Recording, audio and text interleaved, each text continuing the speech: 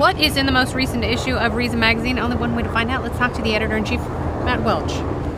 So, every vote doesn't count? That's so sad. Well, it doesn't.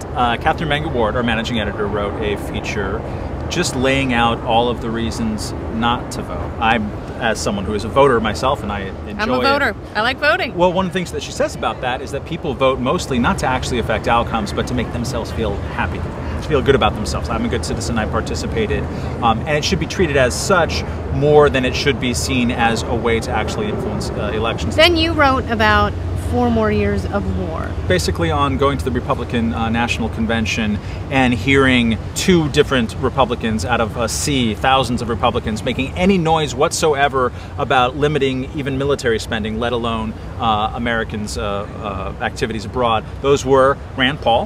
He had a good little 4 paragraphs in his speech, and Clint Eastwood when he said, "Why don't we just take our troops home from Afghanistan?" But people were so freaked out they didn't really know. By the whole chair thing that they didn't pay attention to. They were like clapping, they didn't understand.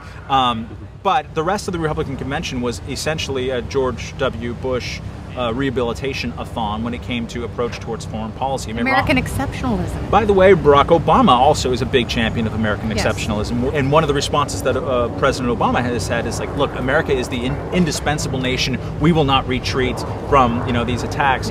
This is the default American foreign policy. There's different flavors depending on who's in charge, but no matter what, we see of ourselves as the nation that is going to try to be the world's cop. And as long as that is part of the dynamic, we're going to have a target on our back, and other nations, in my argument, are not going to come up with their own sense of responsibility for the world's affairs, and we're not going to be able to afford it. Just straight up. We've almost doubled military spending in 10 years, and there's no end of that in sight. I liked Peter Suderman's column a lot. The headline on the story is called Obama's Failed Narrative, and it's an actually pretty empathetic kind of literary criticism, literary political criticism by Peter Suderman, who was a big fan of Obama's first book, Dreams from My Father, and it talks about how Obama has a long history, and a central part of his character is to rewrite the history of his own family, of his own story in such a way, explicitly, and he admits as such, in such a way to make it seem better, to build a better future, which is a super interesting literary trick.